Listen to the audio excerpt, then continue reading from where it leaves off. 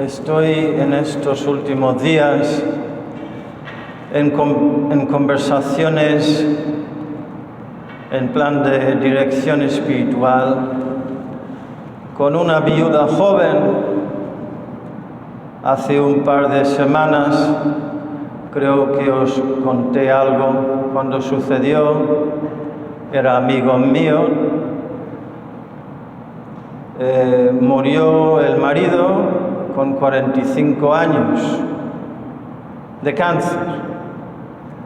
Le habían diagnosticado hace un año, diciéndole que le quedaban 2 años.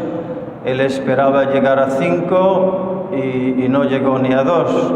En un año se quedó hecho un esqueleto por el cáncer y ha muerto. Se llama Lucas y ella Ana.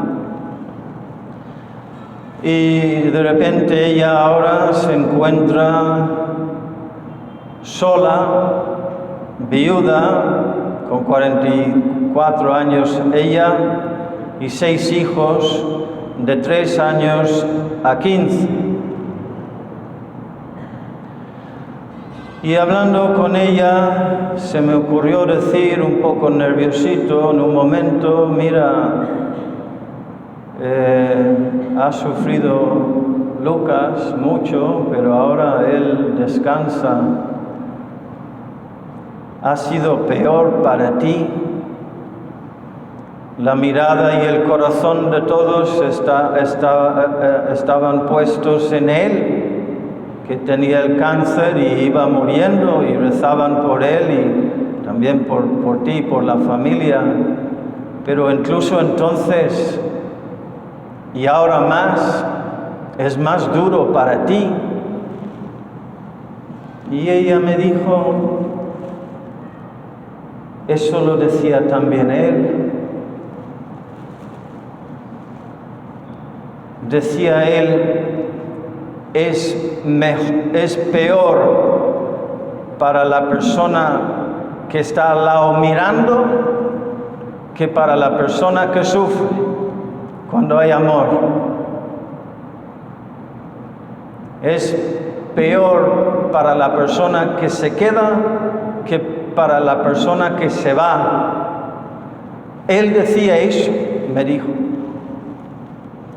Y lo que más le hacía sufrir a él, como buen marido y buen padre que era, no era el sufrimiento suyo, sino el sufrimiento de ella. Viéndole a ella con el amor, se le partía el corazón, viendo el sufrimiento de su esposa, madre de sus hijos. Qué misterio, ¿verdad? Lo que Dios a veces pide. Qué misterio de dolor, qué misterio de cruz, de sufrimiento, y qué misterio también de amor que el chico, este hombre, sufriendo y muriendo y clavado en la cruz, sufre más por su esposa que por sí mismo.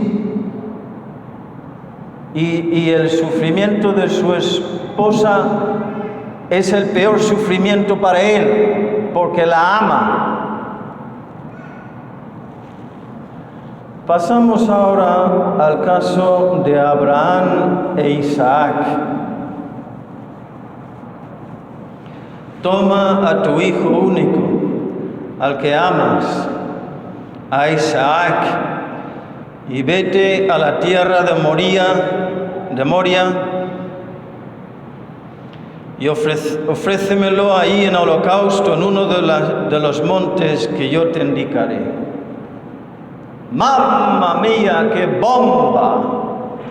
En el comienzo de la historia de la salvación. Y el filósofo Søren Kierkegaard habla de una bomba también que se explotó en el corazón de Abraham cuando, caminando hacia el monte Moria, su hijo Isaac le dijo: papá,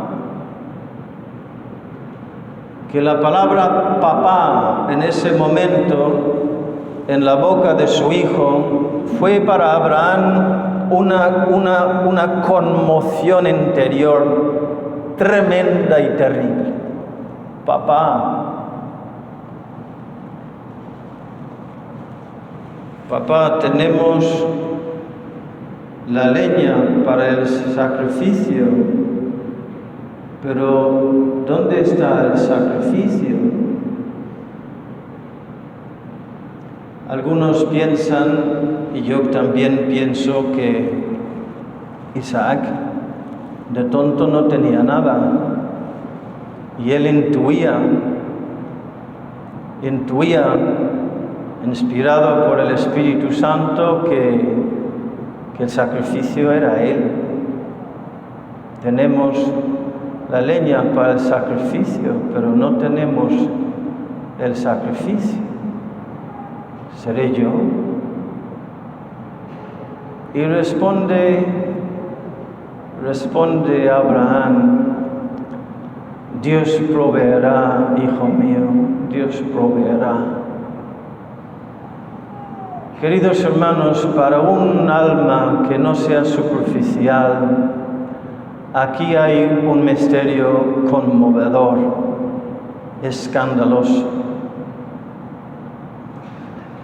Lo que pasa es que Abraham, que fue elegido para ser padre de una multitud de descendientes, como las estrellas del cielo y como las arenas de las playas del mar, tenía que entrar en el misterio de Dios amor, de Dios Padre e Hijo. No solo Abraham, sino también Isaac tuvieron que entrar en este misterio para llegar a ser el Padre nuestro en la fe. Algún día le veremos y le agradeceremos: Abraham, todo comenzó contigo. Padre mío Abraham, hombre de fe, Dios proveerá. Pasamos ahora al monte Tabor y al episodio del Evangelio de hoy. Y volvemos a preguntar: ¿quién sufre más, Abraham o Isaac? ¿Quién sufre más? No es fácil responder. El corazón de Abraham, cuando Dios le pidió eso, habrá dado 1000 saltos. Dice San Pablo que era hombre de fe y creía en la resurrección. Incluso antes, 2000 años antes de la venida de Jesucristo. Pero ¿cómo habrá sufrido Abraham en ese momento?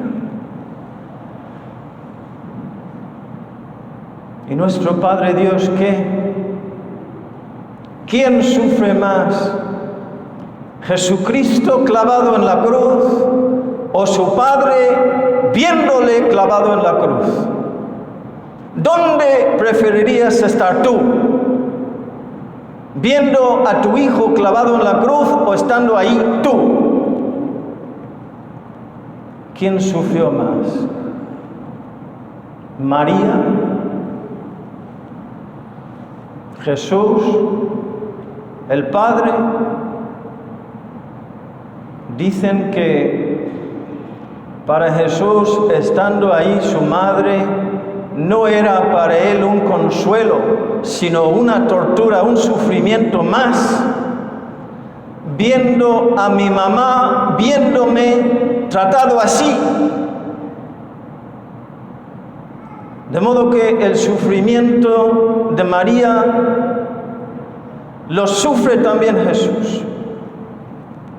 Y su padre, viendo a su hijo sufrir, sufre también por el hijo y con el hijo. Y el hijo, conociendo el amor del padre, sufre porque sufre su papá. Tenemos una muy mala imagen del Padre. Vivimos en una cultura que está en crisis, una crisis de paternidad donde la autoridad y la dignidad del Padre está muy atacada. Y la imagen de Dios Padre es muy calumniada y muy pervertida en nuestro corazón. Y tenemos que conocer el corazón del Padre, conocer el amor del Padre. Os confieso que durante muchos años, cuando meditaba este pasaje y llego a donde se formó la nube que los cubrió y salió una voz de la nube: este es mi Hijo, el amado, escuchadlo. Siempre me imaginaba esa voz con muchísima autoridad, con mucha fuerza y también con energía, en tono imperioso. Es un mandato. Este es mi Hijo, el amado, escuchadlo. Pero detecto ahora, no solo eso, es un mandato. Tenéis que amarlo. Pero además de ser un mandato, tiene algo de súplica, tiene algo de apelación. Dios, Papá, apela a tu corazón, diciendo: le amo, ¿sabes? Trátale bien, escúchale, hazle caso, no hagas daño a mi niño.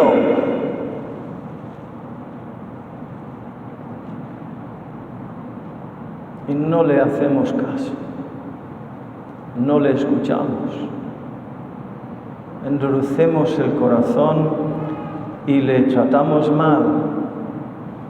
Entonces el Padre eso lo sabe. Sabe que dentro de muy poco le vamos a clavar en la cruz a su Hijo. Entonces en su voz también hay dolor. Ámale, yo le amo, trátale bien. A ti también te amo. Le doy por ti, le doy a ti, trátamelo bien. Pues nada más, queridos hermanos, que todo esto nos sirva para entrar en el misterio, como los apóstoles, porque es un misterio sublime, grande, hermoso, de amor, de amor, de amor, entre el Padre y el Hijo y por ti. Hemos oído en las lecturas y en el Salmo: tu rostro buscaré, Señor, no me escondas tu rostro. Podríamos decir también a Dios Padre: tu corazón buscaré, Papá, no me escondas tu corazón. Quiero conocer, necesito conocer el corazón de mi Papá Dios, mi Abba, como le llamaba Jesús. Abba, mi Papá Dios. Necesito conocer tu corazón para saber cuánto amas a tu Hijo Jesús y cuánto me amas a mí, para amarte yo también a ti. Y no tenerte miedo, sino tenerte confianza y fidelidad, porque tú no me has hecho nunca ningún daño, yo sí a ti.